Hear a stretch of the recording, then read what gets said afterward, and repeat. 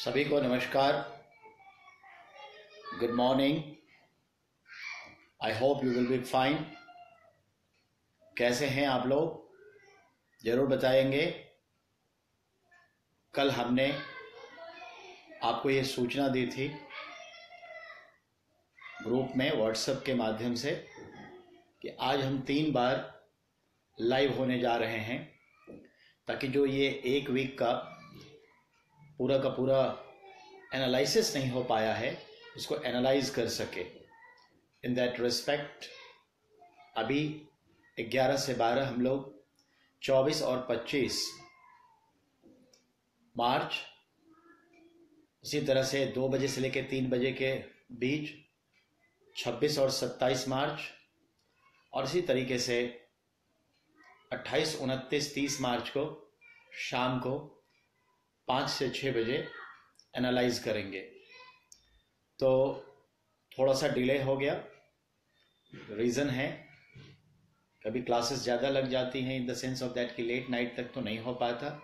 दूसरा, घर में कुछ काम चल रहा है, थोड़ा सा रिनोवेशनल वर्क, इस वजह से तो ध्यान में रखना है सभी लोगों को। अब मैं शुरुआत करने जा रहा हूँ। हम जान रहे हैं कि हमारे बहुत सारे बच्चे क्लास में होंगे, कॉलेज में होंगे, हमारे और भी लोग ड्यूटी पर होंगे, पर अभी ना सही डायरेक्टली कभी भी आप इसे वॉच कर लेंगे। इस उम्मीद के साथ रूबरू होते हैं हम आपसे बहुत ही जल्दी। चलिए शुरुआत करते हैं, जहां छूट गया था वहां से आगे बढ़ते हैं। तो मैं आपको याद दिलाना चाहूँगा, शहीद आज़म भगत सिंह के ऊपर हमारी बातचीत चल रही थी, तो उससे रिलेटेड बातें थी। तो 23 तारीख के लगभग 1 पन्ने के बराबर का करंट अफेयर्स एनालाइज नहीं हुआ था, तो उसको आगे बढ़ाते हैं। पेज नंबर 109 पर हैं हम लोग और उसके अकॉर्डिंग आगे बढ़ रहे हैं। अगला टॉपिक है NABARD, topic number 27, NABARD. As we know that NABARD यानी कि National Bank for Agriculture and Rural Development, that was established 12th July 1982, headquartered Mumbai, and we inspired from Bangladesh Grameen Bank and its founder Mohammad Yunus. तो उनसे inspired होकर के भारत में नाबार्ड की स्थापना हुई। I would like to be say the current situation of NABARD. NABARD में 2010 में जो 100% शेयर था वो आरबीआई का था। आरबीआई ने ही एक अपने सब्सिडियरी के तौर पर इसे ओपन किया था। तो 2010 में इसके 99.something%, आई मीन 99.6% ऐसे समझ लीजिए, पूरी स्टेक्स गवर्नमेंट ऑफ इंडिया ने खरीद लिया। पहला पॉइंट ये। उसमें 0.4% आरबीआई के पास बना रहा।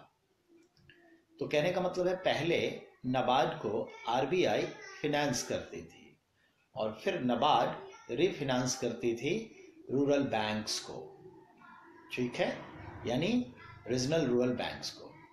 लेकिन 2010 अक्टूबर के बाद फिनेंस अब 99.4%, 6% अगर देखें तो वो किसने किया? गवर्नमेंट ऑफ इंडिया ने। और जस्ट 0.4% का फिनेंस किसने किया? यूनो बैंकर, तो उसने किया, आई मीन आरबीआई ने।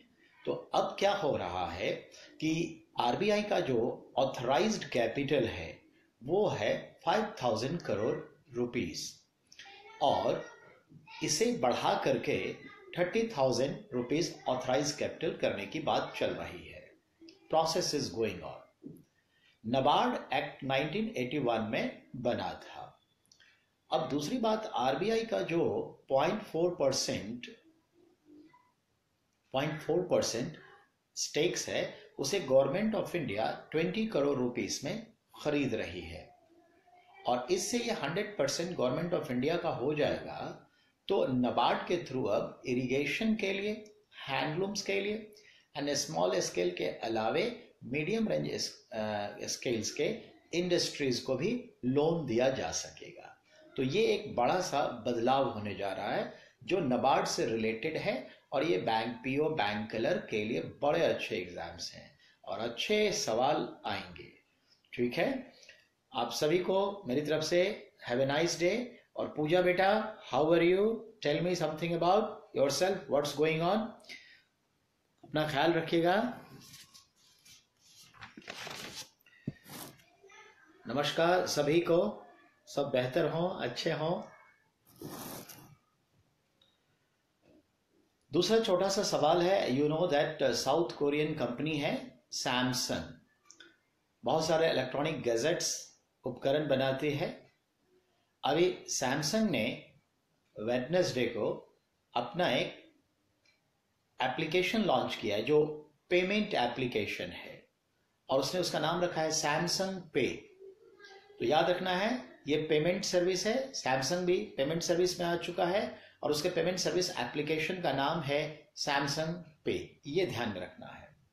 और इसके साथ उसने किस तरह का पेमेंट सिस्टम को कोरिलेट किया है, तो याद रखना है पेटीएम और यूपीआई, ठीक है ना।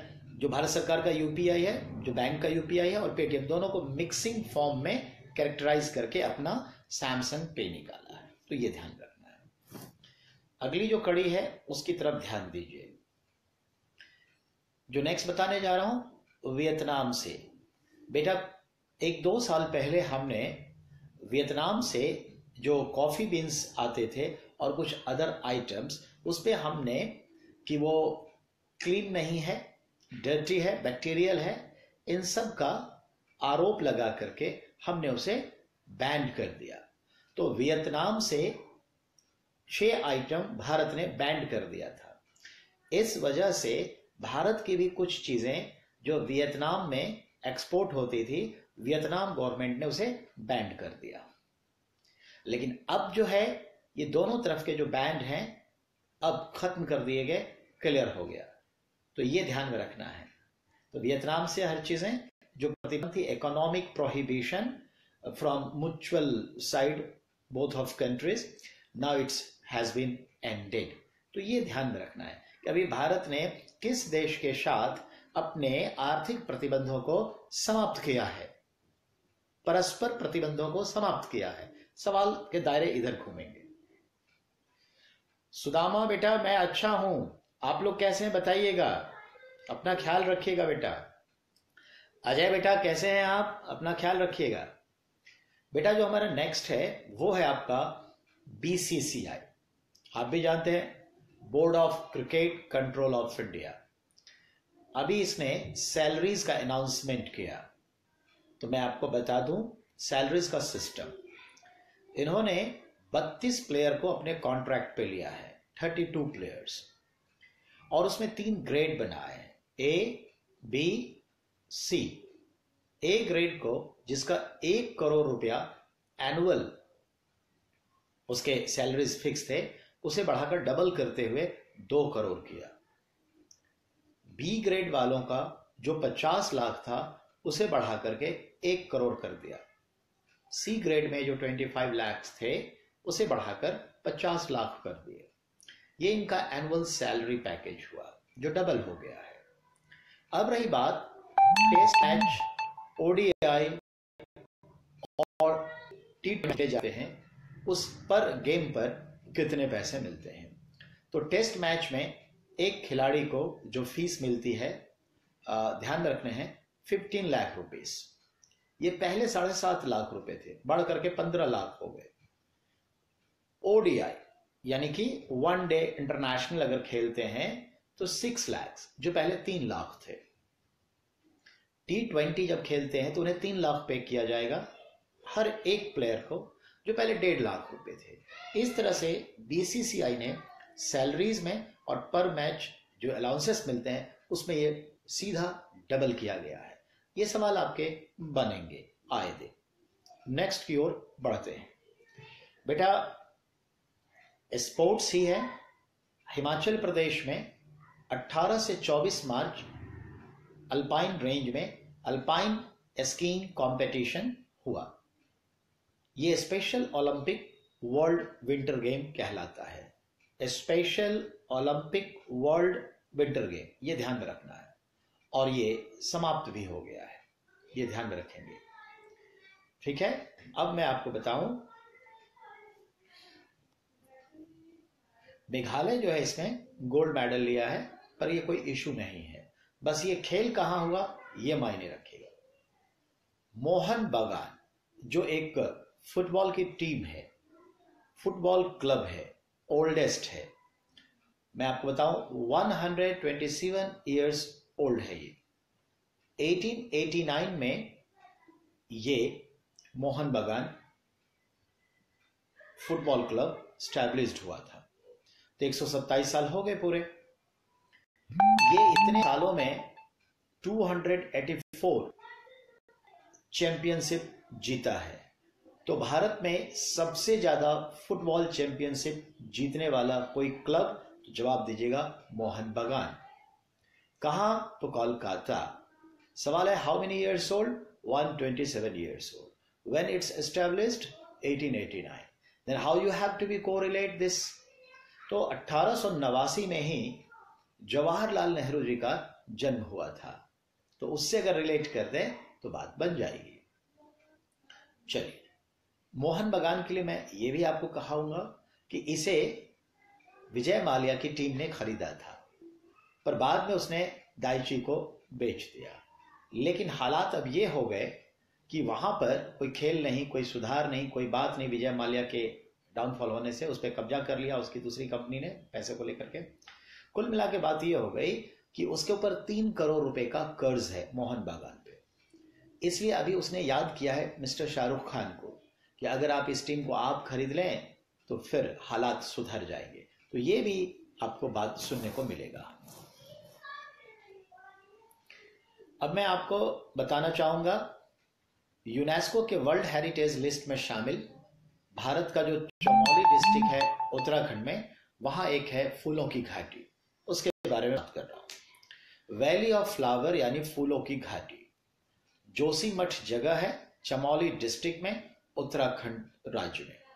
1931 में इसे एक फ्रेंच एयरमैन ने ढूंढा था। जब वो प्लेन अपना उड़ा रहा था इस ऊपर से, तो उसे घाटी में कुछ अद्भुत नज़ारा दिखाई दिया, यानी different types of flowers.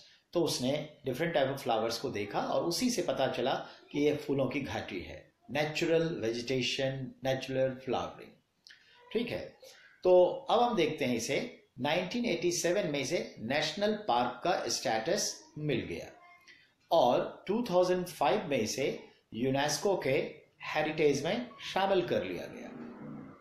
Okay, अब मैं आपको बताऊं, ये actually 500 plus species of flower यहां है, यानी कि वनस्पतियों की, खासकर फूलों की 500 से ज्यादा जातियां मौजूद हैं। ये इंपॉर्टेंट बात है। दूसरी बात ये कि ये 87.5 किलोमीटर स्क्वायर एरिया में फैला हुआ है और ये नंदा देवी नेशनल पार्क के पार्ट बन जाते हैं। नंदा देवी नेशनल पार्क, ठीक है। मैं बताऊं, यहां पे अभी 5 फीट मोटी बर्फ जमी हुई है। ये हमारे टूरिज्म पर्यटक के लिए अभी नहीं खुलेगा, लेकिन इसे मई से खोले जाने हैं। तो याद रखना है, मई से बुकिंग हो जाएगी, 1 जून से टूरिस्ट के लिए खुल जाएगा। याद रखना है, एक दिन में यहाँ 300 टूरिस्ट जा सकते हैं, क्योंकि रास्ते जो हैं बहुत ही वॉकिंग वाला है, मतलब संकरा है, ये ख्याल रखना है। चलिए, लक्ष्मी भैया को प्रणाम। भैया की हाल चाल है? गोर लगे छे। अब ध्यान दीजिए, नेक्स्ट की मैं बात करने जा रहा हूं, उसको समझेंगे। बेटा कुछ आंकड़े रहा हूं, हेल्थ से रिलेटेड है, इंडिया से रिलेटेड। मैं बता रहा हूं, जन्म देते हुए हमारी माताएं हैं, बच्चों को जन्म देते हुए 1 लाख के समय में हम देखते हैं 174 माताओं की मृत्यु हो जाती है। ठीक है, तो ये ध्यान में रखना है। इसको कहते हैं मदर डेथ रेट।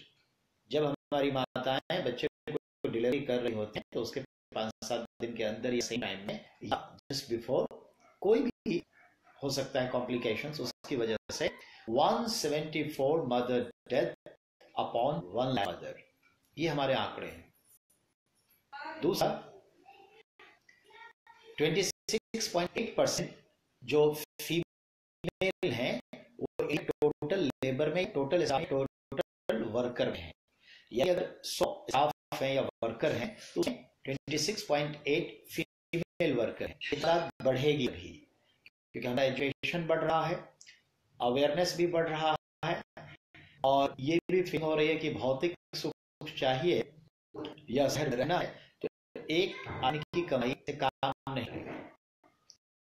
लेकिन ये भी है कि जो हम पढ़ रहे हैं तो उस विद्या का उपयोग देश के निर्माण में क्यों न की जाए।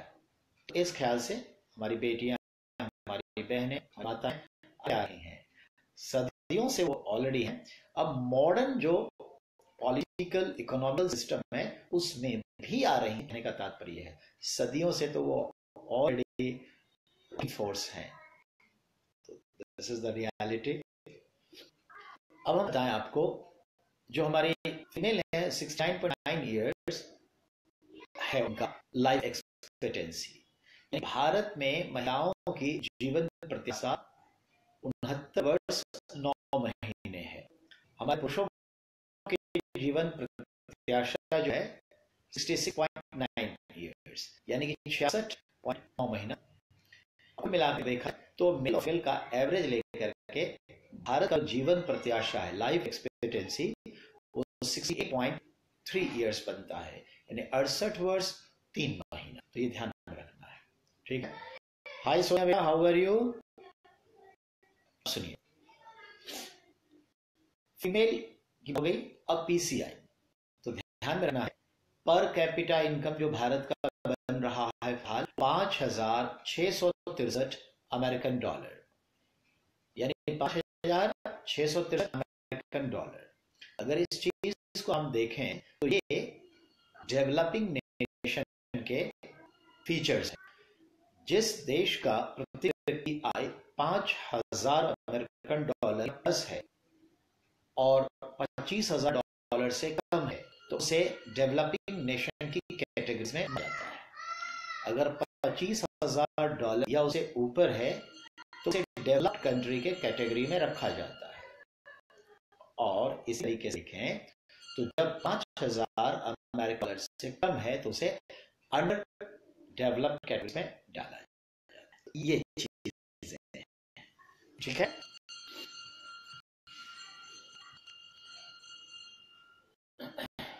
नेक्स्ट की बात करें हम, हमारे देश में 1.6 टन कार्बन इमिटिंग होती है पर पर्सन। एक साल में भारत प्रति व्यक्ति कार्बन इमिट है 1.6 टन, ये ध्यान में रखना, यानी 1600 किलो। 12% जो है हमारे देश में बाल श्रम है। हमारे जो टोटल लेबर है उसमें 12% चाइल्ड लेबर है, तो उस पर भी ध्यान रखना है कि ना हो। चलिए, इतनी सारी बात। अब हम बात करने जा रहे हैं कि आप जानते हैं भारत में SC/ST कमीशन है, schedule caste and schedule tribes commission. ये कॉन्स्टिट्यूशनल है, नो डाउट, संवैधानिक दर्जा प्राप्त है। लेकिन जो ओबीसी कमेटी है, अदर बैकवर्ड क्लासेस, अन्य पिछड़ा आयोग, ये वैधानिक तो है, पार्लियामेंट तो इसे पास करके कानून बनाया गया, ये संवैधानिक नहीं है, यानी कॉन्स्टिट्यूशन नहीं है। दोनों का फर्क है, संविधान में है। अब बहुत सारे समय के हिसाब से बदल चुकी है परिस्थितियां, रोज नए फीचर्स ऐड करने पड़ते हैं, रोज नई राजनीति होती है। इस पर आप समझ रहे होंगे। इस ख्याल से देखा जाए तो एक बेहतर तरीका और निकाला जाए, प्रोस्पेक्ट अच्छा, इस ख्याल से हम बात करें तो अब भारत सरकार एक नया अन्य पिछड़ा वर्ग आयोग सेटअप करने जा रही है। अब उसको समझिए। तो वर्तमान जो है वो 1993 में एस्टेब्लिश्ड हुआ था एंड 1 फरवरी 1993 से संपूर्ण भारत में लागू हो गया था, ठीक है, एक्सेप्ट जम्मू एंड कश्मीर, तो जम्मू कश्मीर में लागू नहीं किया गया था, ये ध्यान में रखना है। अब सवाल ये है, इसका कार्यकाल आयोग का समाप्त होने जा रहा है और नया बनाया जाएगा। इसको ध्यान में रखते हुए अब इसी NSEBC होगा, national social economic background commission. पिछड़ा वर्ग नहीं, सोशल और इकोनॉमिकली जो बैकवर्ड से related commission, NSEBC the new will be going to set. इसे कॉन्स्टिट्यूशनल स्टेटस दिया जाएगा, संवैधानिक दर्जा SC/ST आयोग का, ठीक है। और दूसरी बात, आर्टिकल्स जो है कॉन्स्टिट्यूशन में, तो कॉन्स्टिट्यूशन आर्टिकल्स नंबर 242 में एक ए यानी क जोड़ा जाएगा, जिसके तहत इस कमीशन को मिलेगा कि किसी जाति समुदाय को हटा भी सकती है पिछड़ा वर्ग, और किसी को जोड़ भी सकती है, और सब के लिए उसे पार्लियामेंट से अनुमति लेना जरूरी होगा। The must be ratified by the parliament. ये इंपॉर्टेंट बातें होंगी, तो ये फर्क पड़ने जा रहा है, ये ध्यान रखें। अब आप 24 मार्च में आ चुके हैं। 24 मार्च में क्या है,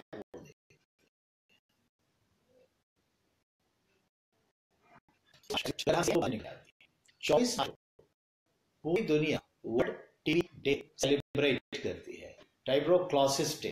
टीवी को हम देखें तो ये हिंदी में यक्ष्मा, तपेदिक, राजरोग के नाम से जाना जाता है। 15 साल पहले यूरोप में फिर से उभर आया है, और भारत में हर 5 में एक व्यक्ति से ग्रसित होते हैं, ऐसा रिपोर्ट है। हम आपको ये बताना चाहेंगे कि एक रेसिस्टिविटी टीबी भी आ गई है, और कुल मिला के आज यानी 24 मार्च की चीज है वर्ल्ड टीबी डे साल बजा। चलिए अब हम बताएं NDDB के ऊपर, नेशनल डेयरी डेवलपमेंट बोर्ड। इसकी स्थापना के 50 वर्ष पूरे हो चुके हैं, और इस ख्याल से ये गोल्डन जुबली सेलिब्रेट कर रहे हैं। NDDB के ही एक ब्रांड है सफल, आप भी जान रहे हैं। सफल जो ब्रांड है वो वेजिटेबल्स सेल करती है अपने काउंटर से, आउटलेट से। और एक ब्रांड है मदर डेयरी, जो आइसक्रीम्स, डेयरी, दूध, दही, इन सब से रिलेटेड घी बिजनेस करती है। और सफल से रिलेटेड या मदर डेयरी से रिलेटेड देखें तो एक ऑयल भी बेचती है धारा ब्रांड से, ध्यान में रखना, धारा ब्रांड। ओके, हाय शिवजीत, हाय आकाश, कैसे हैं आप लोग? चलिए, तो मदर डेयरी के ऊपर बड़ी अच्छी बात है, मैं आपको बताना चाहूंगा। मदर डेयरी का एनुअल ट्रांजैक्शन 8,000 करोड़ रुपया है, यानी बाबा रामदेव के पतंजलि 5,000+ करोड़ रुपीस का एनुअल ट्रांजैक्शन है, और मदर डेयरी का यू नो बेटर 8,000 करोड़ का ट्रांजैक्शन है। मदर डेयरी ने टारगेट किया है अगले फाइनेंशियल ईयर के लिए 10,000 करोड़ रुपीस। मदर डेयरी का भारत के अलग अलग जोन में मैन्युफैक्चरिंग सेक्टर है, सेंटर है, यानी प्रोसेसिंग सेंटर है, मिल्क प्रोसेसिंग। और वो अब ईस्ट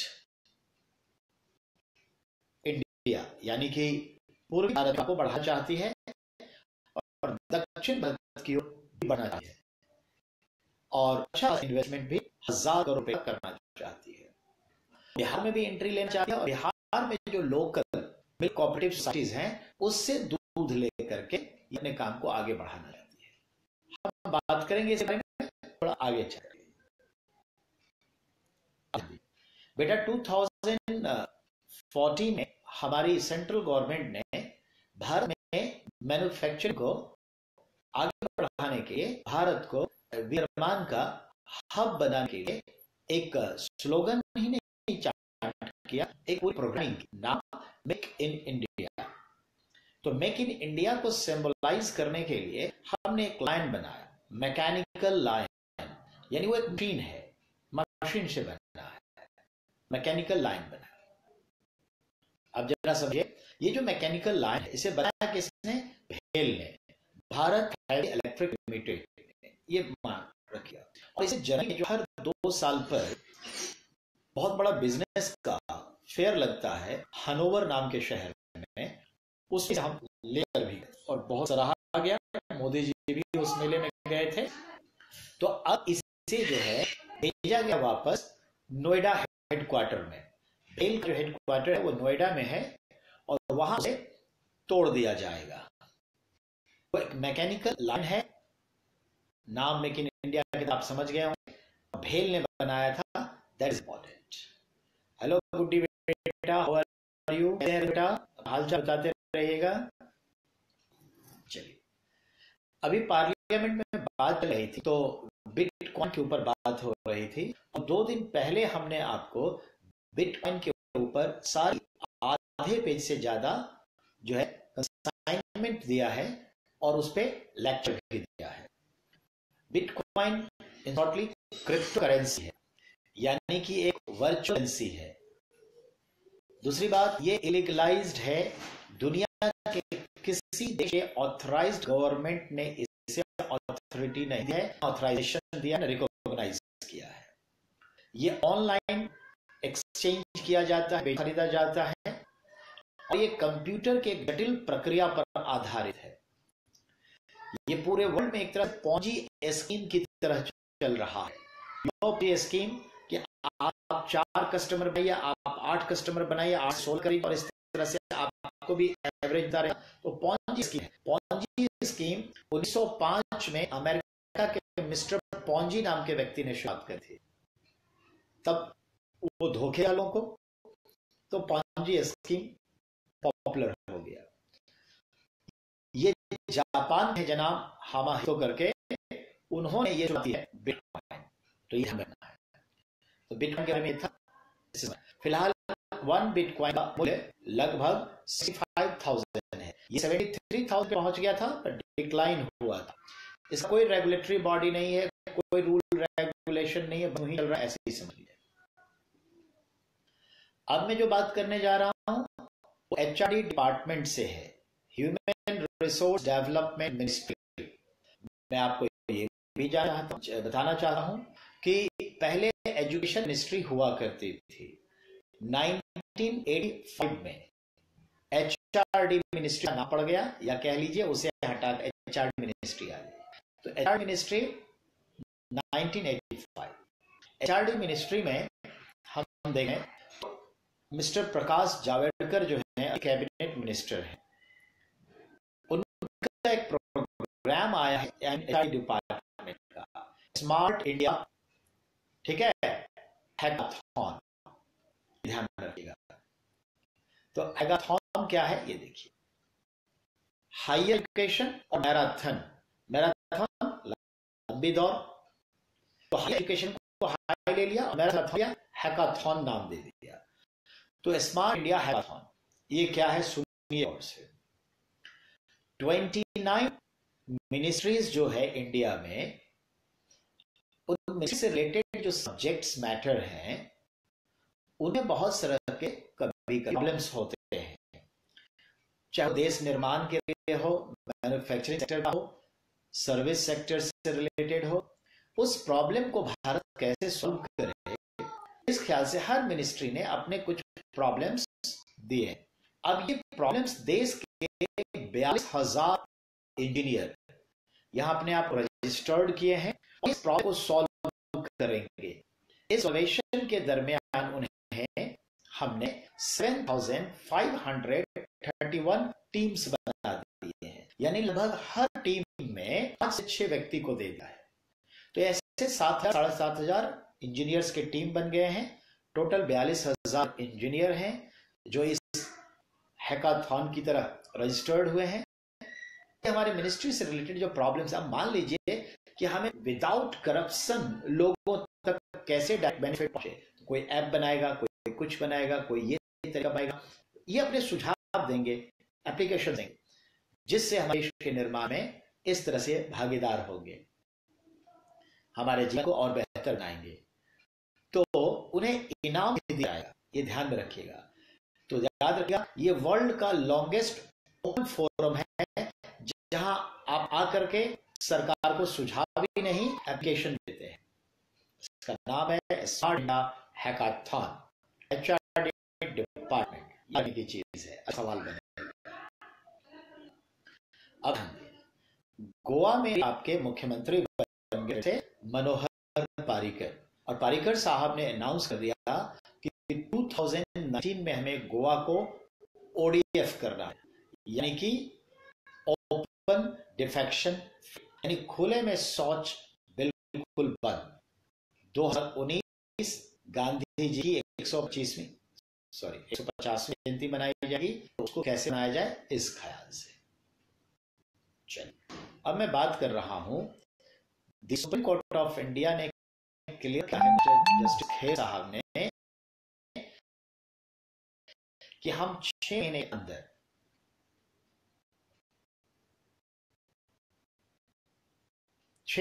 के अंदर हम सुप्रीम कोर्ट को पेपरलेस कर देंगे, यानी कि कागज विहीन कर देंगे, पेपर वर्क नहीं होगा, हर चीज ऑनलाइन हो जाएगा। चाहे दाखिल करना हो, डेट लेना हो, मोबाइल भी आ जाएगा कि आपकी तारीख ये लगी है, फलानी कोर्ट में आपका करना है, और जो रिलेटेड है, जो आपके हैं, आपके जो फैसले वो भी ऑलरेडी इसी तरह से आप पेपर जो से नहीं होगा, कब से डाउनलोड के ले लेंगे, यानी कि टोटली आपका पेपरलेस होने जा रहा है। So the supreme court of India targeted that 6 months paperless, ये मतलब हुआ।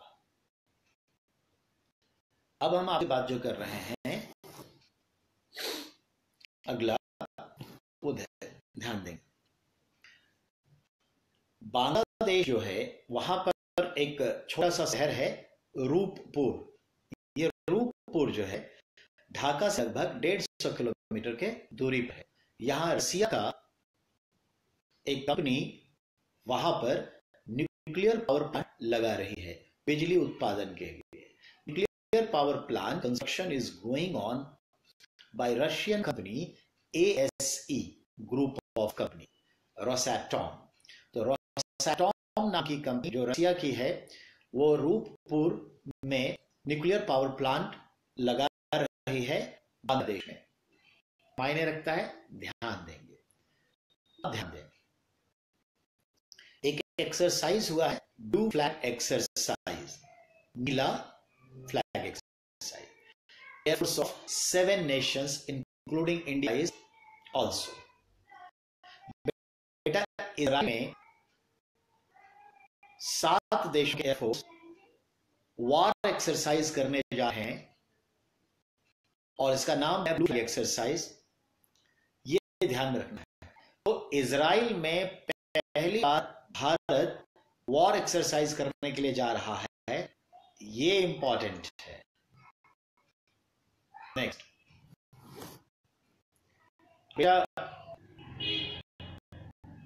बॉम्बे स्टॉक एक्सचेंज हो या कोई भी स्टॉक एक्सचेंज हो, किसी स्टॉक एक्सचेंज में जब कोई कंपनी इन्वॉल्व होती है, लिस्टेड होती है अपने शेयर्स बेचने के लिए, तो उस शेयर्स की जो वैल्यू होती है, एक शेयर की वैल्यू, मान लेते हैं कि टाटा कंसल्टेंसी सर्विस है, उसके 1 करोड़ शेयर है, और एक शेयर की वैल्यू मान लेते हैं समझने के लिए 10 रुपए है।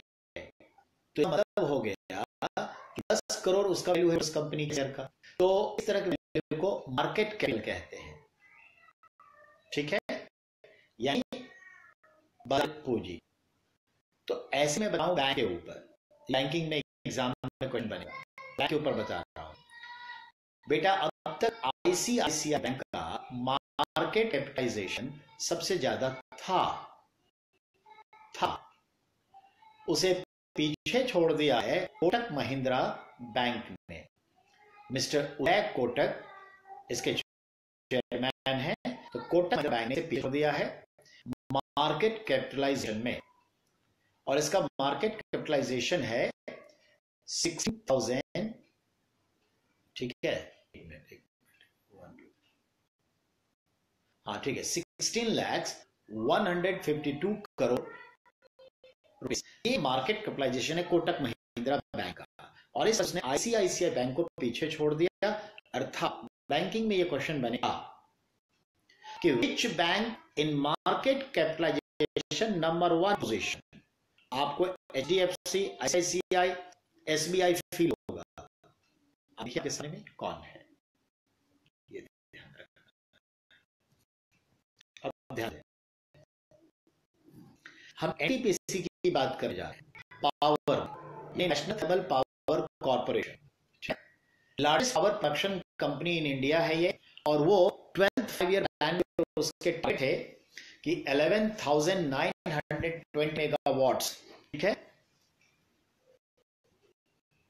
बता रहा हूं 2012 से लेकर 2017 के बीच जो 12th 5-year प्लान चल रहा है, अभी चल रहा है, कल खत्म होगा, मार्च कल खत्म हो जाएगा। उसमें टारगेट दिया था एनटीपीसी कि आप 11,920 मेगावाट बिजली प्रोड्यूस करेंगे। जनाब ने इससे ज्यादा बिजली प्रोड्यूस कर दिया, ये ध्यान रखें। 12,840 मेगावाट, यानी जितना टारगेट था उससे 1,000 मेगावाट ज्यादा बिजली उत्पादन किया। यानी एनटीपीसी ने अपने दिए गए टारगेट से ज्यादा बिजली का उत्पादन किया है, 10% ज्यादा। दूसरा पॉइंट बना कि अब एनटीपीसी टोटल पावर कितना कर रही है, तो 49,943 मेगावाट। यानी इसका यह मतलब निकल के आया कि नियर अबाउट 50,000 मेगावाट बिजली एनटीपीसी प्रोड्यूस कर रही है। ये सबसे बड़ी प्रोड्यूसिंग कंपनी है भारत की, ये ध्यान में रखना है। हाय बेटा, हाउ आर यू, अपना ख्याल रखिएगा। अब सुनिए, तो ये तो आपने देख लिया। एक्चुअली राजस्थान में जो है, यहाँ पे जो एनटीपीसी एक्चुअली अब सोलर पावर भी बना रही है, ये ध्यान में रखना है, और हाइड्रो पावर में भी आ जाएगी। सोलर पावर भी other non conventional energy sector में भी आ गई है। Now listen carefully. नेक्स्ट मैं एक्सपोर्ट बात रहा हूं और कॉफी पे बात रहा हूं। मैं आपको बताऊंगा इंडिया जो कॉफी का प्रोडक्शन करता है उसका 70% एक्सपोर्ट कर देता है और 30% डोमेस्टिक कंजम्पशन होता है। 30%। ओके, इंडिया कॉफी के प्रोडक्शन में 7th-8th रैंक रखता है। जब प्रोडक्शन में नंबर 1 ब्राजील है, नंबर 2 कोलंबिया है। अब कॉफी के एक्सपोर्ट में ब्राजील नंबर 1 है, कोलंबिया नंबर 2 है, और हमारा पोजीशन 8th रैंक है। तो कॉफी के प्रोडक्शन में भी और एक्सपोर्ट में भी 8th रैंक है इंडिया का। हम देखें तो हमारे इंडिया में जो कॉफी का प्रोडक्शन है उसमें सबसे ज्यादा प्रोडक्शन है रोबस्टा वेराइटी, देन अरेबिका, फिर उसके बाद हम लोग लाइबेरिका की भी शुरुआत कर दिए हैं 10-15 साल से। तो ध्यान में रखना है कि रोबस्टा सबसे बढ़िया किस्म मानी जाती है, फिर अरेबिका मानी जाती है, उसके बाद लाइबेरिका। ठीक है, अब मैं आपको बताऊं रोबस्टा इस प्रोडक्शन में डाउनफॉल गया है, कीड़े लगे इस वजह से। भारत में भी रोबस्टा का प्रोडक्शन कम हुआ है। तो इस बार तो ब्राजील खुद रोबस्टा वैरायटी को इंपोर्ट कर रहा है उनकी जरूरत के हिसाब से। वैसे एक्सपोर्ट तो अन्य वैरायटीज करता है, और इंडिया रोबस्टा ही ज्यादा एक्सपोर्ट करती है। कॉफी का एक्सपोर्ट इंडिया जो है वो 50% ओरिएंटेड टू यूरोपियन यूनियन, यूरोपीय देशों को होता है। भारत में रोबस्टा जो है नियर अबाउट 2.25 लाख टन का उत्पादन हर साल हो जाता है, और अरेबिका का उत्पादन लगभग 1 लाख टन के बराबर होता है। कुल मिलाकर 3 से 3.25 लाख टन के आसपास भारत में उत्पादन होता है कॉफी का, और उससे ज्यादा है। ठीक है, ये ध्यान में रखेंगे। याद रखना है ब्राजील में कॉफी के बागान जो होते हैं वो एक बागान को देखा जाए तो उसमें 35,000 से लेकर 40,000 पेड़ हो सकते हैं। 35 to 40,000 पेड़ विद इन वन गार्डन। और वहां कॉफी के बागान को एक पर्टिकुलर नाम से जाना जाता है, फजेंडा। ये सब खूब सवाल आते के पॉइंट ऑफ से एग्जाम में। फजेंडा भारत में जो कॉफी है, कहते हैं बाबा बुदन एक सूफी संत थे, कुछ भी अपने साथ लेके आए थे और कर्नाटक के चिकमंगलूर डिस्ट्रिक्ट के आसपास वो पहाड़ों पर अपना झोपड़ी के साथ भेड़ चलाते हुए रहते थे। उन्होंने वहां पर छींट दी, थोड़ी बहुत खेती कर ली होगी, तो कॉफी की खेती शुरू होगी। तो उस एरिया का नाम है बाबा बुदन की पहाड़ियां, the hills of Babudan. Baba Budan hills Karnataka में है, साउथ सेंट्रल कर्नाटक में है, याद रखना। तो याद रखना है कुर्ग, चित्तलदुर्ग, चिकमंगलूर, ये सब। तो भारत में सबसे ज्यादा उत्पादन अगर डिस्ट्रिक्ट बोले तो चिकमंगलूर, एरिया बोले तो बाबा बुदन की पहाड़ी, स्टेट बोले तो कर्नाटक नंबर 1 है। ये ध्यान में रखना। चलिए अब बात को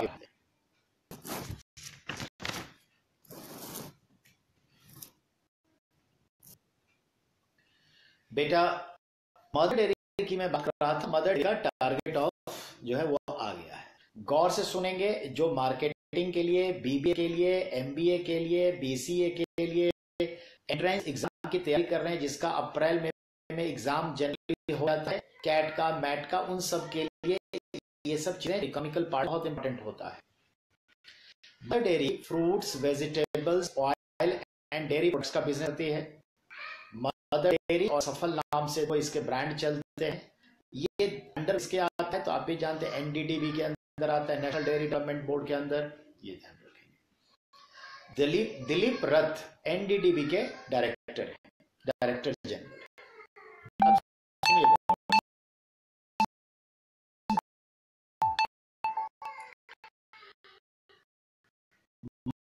मदर डेयरी का टारगेट है कि 2019 तक और वो ठीक है 1,000 करोड़ है। आप फोकस करिए ईस्ट एरिया के स्टेट्स में, नॉर्दर्न ईस्टर्न स्टेट्स में, बंगाल में, बिहार में, उड़ीसा में, छत्तीसगढ़ में, असम में, सिक्किम में, अरुणाचल में, इन सब जगहों पे।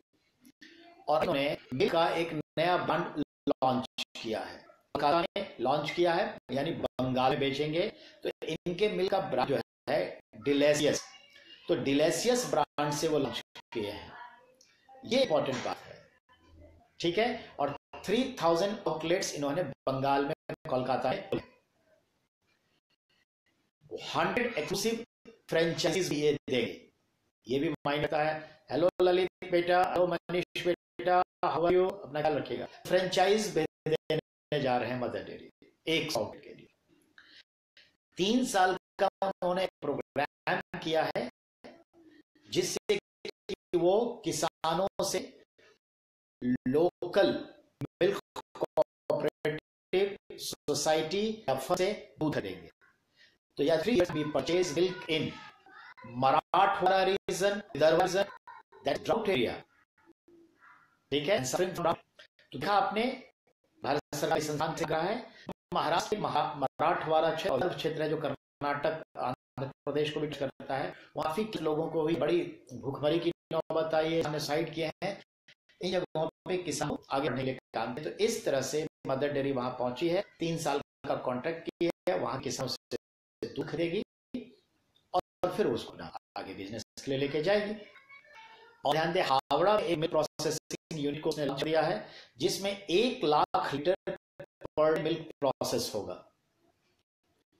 झारखंड में और बिहार में, चंपारण में भी ये अपना मिल्क प्रोसेसिंग सेंटर खोल चुकी है, खोलने जा रही है।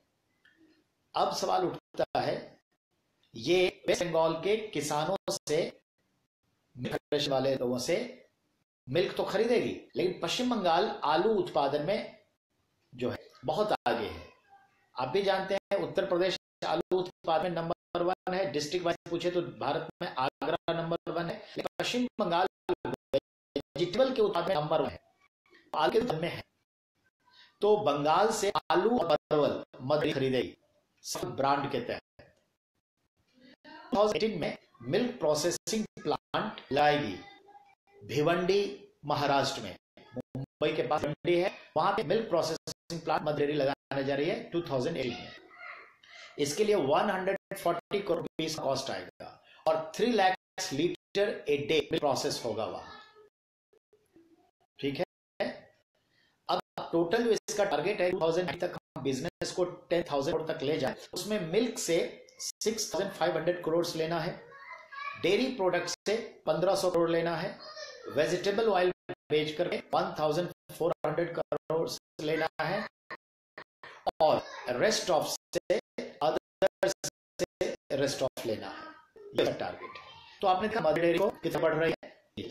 अब मैं बात करना चाह रहा हूं, बेटा चाइना का बहुत सारा फोन है, तो इंडिया में अपना मैन्युफैक्चरिंग सेंटर भी डाल चुकी है और अपने बिजनेस को भी कर रहे हैं और मार्केट में छा भी गई है। आप जानते हैं Xiaomi है, अब है, ठीक है, इसके अलावा Vivo है। लेकिन मैं ये बताना चाहता हूं कि कुछ ज्यादा हाईटेक फोन ऐसे हैं चाइना के जो चाइना के मार्केट अच्छा है, लेकिन भारत में ऐसा जो है कोई सिचुएशन नहीं है। लेकिन अब वहां मार्केट डाउन हुआ है तो वो अपना फोन मैन्युफैक्चरिंग यूनिट इंडिया में लाके इंडिया के मार्केट कवर कर रहा है। तो इंडिया में और भी फोन आ रहे हैं चाइना से, फोन कंपनी, वो कौन कौन सी है वो समझिए। Chinese phone companies ready to come in India are टिनो, यानी टिनो, मालाटा, हैक्विन, ये सब है। Xiaomi, Vivo, Oppo, Lenovo, ये सब तो आ चुकी है। अफ्रीका देश में 2 कंपनी प्रेजेंट है, वो भी इंडिया के मार्केट में आ रही है ना, टेक्नो और इन्फिनिक्स। तो इन्फिनिक्स और टेक्नो अफ्रीका के मार्केट का है बादशाह, वो अब इंडिया आ रही है। ध्यान में रखिए, वॉर चालू होगा, प्राइस होगा। बेटा अब हम 25 तारीख में आ गए हैं, 25 तारीख को हम एनालाइज जा रहे हैं। गुड मॉर्निंग पूजा बेटा, हाउ आर यू, ख्याल रखिएगा। 25 मार्च के लिए ध्यान, 25 मार्च 2017, जैसा कि बांग्लादेश की सरकार ने इस साल डिसाइड लिया 1 महीना पहले कि हम नेशनल जेनोसाइड डे मनाएंगे, तो ध्यान रखना है ऐसा उन्होंने सेलिब्रेट किया। एक्चुअली 1971 में 25 मार्च को पाकिस्तान की मिलिट्री और पुलिस ने ऑपरेशन सर्च लाइट चलाया और इस तरह से पूर्वी पाकिस्तान आज बांग्लादेश में रहने वाले लोगों के प्रति भेदभाव तो कर ही रहे थे, अब उस डायरेक्टली जो है क्रिमिनल ग्राउंड के उन पे मारकाट, हमला, जबरदस्ती जेल में बंद कर देना, फिर इज्जत आबरू से खेल लेना। 70,000 से ज्यादा तो रेप हो गए थे 6 महीने के लिए, दुख की बात है। तो जो ऑपरेशन सर्च लाइट चला था वो 25 मार्च 1971 को कि सप्रेस करो यहाँ की आवाज को, क्योंकि वहां यहाँ के मुख्यमंत्री जो थे, यानी बांग्लादेश जो 5वां स्टेट था, मुख्यमंत्री जो थे वो थे शेख मुजीबुर रहमान। उनका इतना पॉपुलैरिटी कि वो पाकिस्तान के प्रधानमंत्री बनते थे, ये हालात थे, इसलिए सप्रेस कर रहा है। तो ये चीज है, और उनको ये होता था कि ये पूरब के हिंदू थे, बाद में मुस्लिम बने, ये प्योर नहीं है, तो इस तरह से अच्छा सा ख्याल नहीं रखते, जो भी है ये बात। तो हम देखते हैं इसी तारीख को इस बार बांग्लादेश ने चूज कर लिया और बांग्लादेश सेलिब्रेट किया नेशनल जेनोसाइड डे, यानी मासाकियर, मास लेवल किसी कम्युनिटी को, कास्ट को मार देना, खत्म कर देना, उसको कहते हैं जेनोसाइड। ठीक है, तो 25 तारीख है। अब मैं ये बता रहा, 26 मार्च 1971 को ही शेख मुजीबुर रहमान ने मुक्ति वाहिनी सेना का गठन किया और मुक्ति वाहिनी सेना इससे लड़ने के लिए तैयार हो गई और उसने कहा कि मैं आजाद हूं, मैं बांग्लादेश में आजाद हूं और अपनी आजादी करने के लिए लड़ा है। इसलिए 26 जनवरी को लोग हर साल बांग्लादेश हर साल नेशनल डे बनाती है, फ्रीडम डे, इंडिपेंडेंस डे बनाती है। ये अलग बात है कि हमने दिन, ठीक है, हमने संपर्क किया। ये ध्यान में रखना। तात्पर्य ये हुआ कि 16 दिसंबर को हम विक्ट्री डे मनाते हैं और लोग उस 26 मार्च को ही रिकॉग्नाइज करें। ये बात है। चलिए, ये भी आप समझ गए। तो 25 तारीख का ये इंपॉर्टेंस। अब 25 तारीख से आगे बढ़े, 25 तारीख में ही वो देखते हैं। 24 ब्रदर्स डे, भाईचारा दिवस मनाया जाता है, ये ध्यान रखिए। राजस्थान चलते हैं, राजस्थान के हाल से। राजस्थान में जो है बांसवाड़ा डिस्ट्रिक्ट से 5 विलेज चाइल्ड लेबर फ्री हो गए। बेटा, चाइल्ड मैरिज के लिए मध्य प्रदेश राजस्थान अव्वल हो चुका था और चाइल्ड लेबर के लिए भी बिहार से लेकर राजस्थान। तो उन्होंने लिया है कि हम राजस्थान को चाइल्ड फ्री कर दें। चाइल्ड फ्री मतलब चाइल्ड लेबर फ्री। तो बांसवाड़ा डिस्ट्रिक्ट के 5 गांव अब चाइल्ड लेबर से फ्री हो गए हैं। ये राजस्थान का कोई गांव तो वहां साल बनाएगा। अब मेघालय की बात करें। मेघालय के लेजिस्लेटिव असेंबली में मेघालय के एमएलए से सैलरी रिलेटेड बिल आया, जिसे उन लोगों ने पास करते हुए अपने एमएलए की सैलरी को डबल कर दिया है। ये ध्यान में रखेंगे। मेघालय की एमएलए की सैलरी डबल हो चुकी है। अब ध्यान दें, मैं 10 साल उम्र के एक नाबालिग बच्चे की बात कर रहा हूं। उनका नाम है श्रेयांश। जबलपुर मध्य प्रदेश में रहने वाले। उन्हें एक बीमारी है, ठीक है, प्रोजेरिया। तो जो प्रोजेरिया बीमारी है वो बहुत खतरनाक बीमारी है। पा फिल्म आपने देखा अमिताभ बच्चन का पा, वो प्रोजेरिया बीमारी है। इसमें क्या हुआ है, बुद्धि, दिमाग का विकास बड़े तीव्र गति से होता है, उम्र को पीछे छोड़ते हुए, ठीक है। तो इस तरह से डेथ कर जाते हैं। इसका इलाज आज तक नहीं है। उस बच्चे को ध्यान में रखें कि इच्छा पूछी गई तो उसने कहा जैसा ही किया गया। तो उससे चेयरमैन बना दिया गया Madhya Pradesh state commission for protection of child right, यानी बाल विकास और बाल से जुड़े जो उनके राइट्स हैं, अधिकार का चयन बना दिया गया एक दिन के। ये ध्यान रखना। अब एयर एक्ट 1972 का जो एक्ट है, यानी कि हवाई जहाज की उड़ान से संबंधित जो है कुछ मैनुअल एक्ट बना था, जो 1972 बना, एयर एक्ट 1970। उसका चैप्टर 4 है और चैप्टर 4 में एक रूल नंबर 22 है। उसके तहत कहा गया है कि कोई विमान कंपनी अपने उन यात्रियों पर यात्रा करने पर बैंड लगा सकता है अगर वो यात्रा में अवरोध उत्पन्न करता है। तो समझिए कि जो सांसद रहे उन पे जो अभी बैंड लगा है वो ये है। तो air act 1972 chapter 4 rule number 22 band. C की बात कर रहा हूं, security exchange board of India से भी जो है, जो 1988 में एस्टैब्लिश मुंबई है और 1992 में उसे एम्पावर किया गया, उसने अभी रिलायंस इंटेलिजेंट पर 1000 करोड़ रुपीस का पेनल्टी लगाया और 1 साल के लिए इक्विटी शेयर बिजनेस को बैन कर दिया कि आप इक्विटी शेयर बिजनेस नहीं कर सकते, बैन कर दिया। उसके पीछे था कि अंबानी की कंपनी, ठीक है, और मुकेश अंबानी की कंपनी का जो मर्जी हुआ था और उसके बाद तुरंत उसने with in the limited time उसने एक नया बिजनेस शुरू कर दिया जो सेबी के रूल के अकॉर्डिंग नहीं था, वायलेशन ऑफ सेबी रूल। इसलिए उसको 1000 करोड़ बैंड लगा है और 1 साल तक इक्विटी बाजार में अपने शेयर्स दे सकते। रिलायंस इंडिया। अब मैं बात करने जा रहा हूं AIIMS, all India institute of medical science के जो डायरेक्टर अभी अभी बने हैं, अपॉइंट हुए हैं, डॉक्टर रणदीप गुलेरिया, ये 5 साल के लिए बनाए गए हैं। इसे प्राइम मिनिस्टर के चेयरमैनशिप की कमेटी जो है अपॉइंट करती है। तो कैबिनेट डिसीजन लिया और पीएम के थ्रू ये अपॉइंटमेंट लेटर का, और वो डायरेक्टर बने हैं। ये भूषण अवार्ड भी मिल चुका है, ये याद रखिएगा।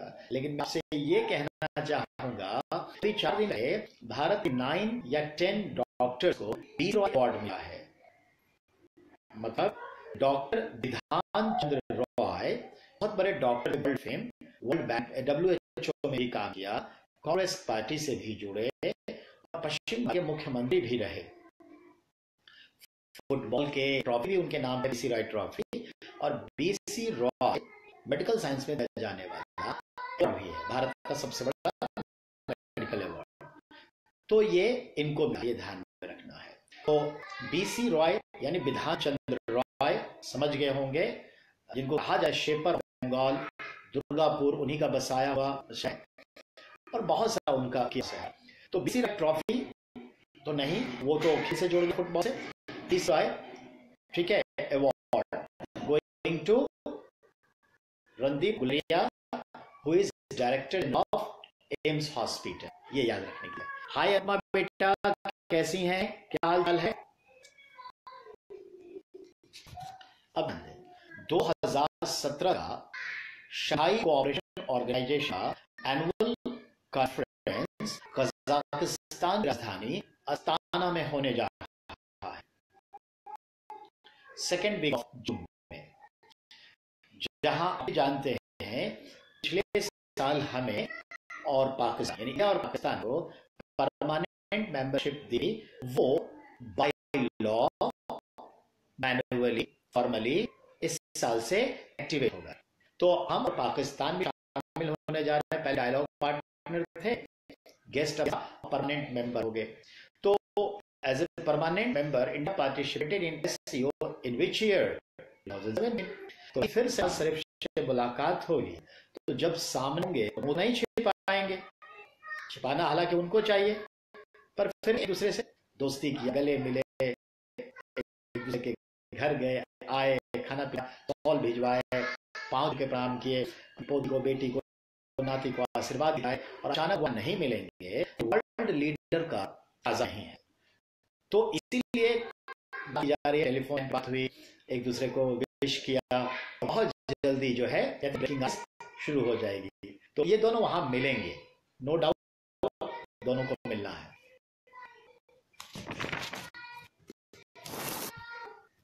अब ध्यान दें, उत्तराखंड में जो टेहरी सीट है उसका डेवलपमेंट हुआ था 1815 को। यानी मैं यहाँ उत्तराखंड में जो टेहरी डैम है, तो डैम पानी जब भर गया तो नीचे सिटी चली। तो टेहरी जो सिटी है पुराना, 1215 में वहां के राजा थे, उन्होंने बसाया था। अब डैम बन जाने की वजह से उस सिटी से लोगों को खाली कर दिया गया और एक अपर लेयर पे सिटी बसा दी गई, और जो लोअर सिटी था, ऑल बिल्डिंग्स, वो सबमर्ज्ड हो गया पानी से, तो पानी से वो डूब चुका है। तो याद रखना, आप उस सिटी को सैर करवाने के लिए जो उत्तराखंड टूरिज्म है, अब आपको पनडुब्बी में ले जाएगी, सबमरीन कैप्सूल लाइक सबमरीन होगा जो पानी के अंदर जाएगा, और टाइटैनिक फिल्म की तरह आपको जैसे टाइटैनिक शहर, ये देखिए कैसे, ऐसे पूरा शहर दिखाया जाएगा। टेहरी डैम जो Asia's largest man made lake count किया गया है, गोविंद पे गया, उसकी मैं बात कर रहा हूँ, क्या ना। अभिषेक, हाँ सर जी, आप अभिषेक बेटा कैसे हैं आप, नकार रखिएगा, I have to talk with you later on, ध्यान रखना। तो उत्तराखंड की बात हो गई। अब मैं बता दूं, भारत में जो LPG है, लिक्विड पेट्रोलियम गैस, हमारी टोटल आवश्यकता है उसकी 45% हम बाहर से इंपोर्ट करते हैं, और हम पॉल्यूशन को कंट्रोल करना चाहते हैं, इसलिए LPG को लाना चाहते हैं, ये कोयला वगैरह को दूर करना चाहते हैं। तो हमारे जो स्मॉल स्केल इंडस्ट्री हैं, मीडियम रेंज के इंडस्ट्री हैं, जो इन सब चीजों पर चलते हैं, पेट्रोल पे तो नहीं बोलेंगे, डीजल पे, कोयले पे, उनको हम एक दूसरा फ्यूल सिस्टम दे आते हैं, और वो फ्यूल सिस्टम जो है एलपीजी। तो एलपीजी का इंपोर्ट बढ़ेगा, सस्ता भी है, पॉल्यूशन फ्री भी है, हम इस इंडस्ट्री को देंगे। तो अब एलपीजी उज्ज्वला योजना भी नहीं, बड़े लेवल पे जाएगा, और इसके लिए आपका खाका प्रोग्राम तैयार हो रहा है। ये ध्यान में रखने की चीज है बेटा। हम इस 1 घंटे को यहीं पे लास्ट कर रहे हैं, और जैसा मैंने किए हैं, अब 2 बजे से लेके 3 बजे फिर 1 घंटे के वीडियो के साथ हम आएंगे, और इससे आगे चलेगा। अभी पेज नंबर 116 पर 25 मार्च चल रहा है, 26 मार्च पर आगे बढ़ेंगे, फिर 1 घंटे का होगा। इतने में बैटरी भी चार्ज हो जाएगा फोन का, और फिर हम आपके पास मौजूद हो जाएंगे। आप सभी को बहुत बहुत प्यार भरा नमस्कार, धन्यवाद फॉर वॉचिंग। इसका इस्तेमाल करिए, एंजॉय करिए। कोई कंफ्यूजन हो, सवाल दीजिए हम। तो मैं आपसे 2 बजे मिलता हूं। Be careful, be alert, and thank you. नमस्कार।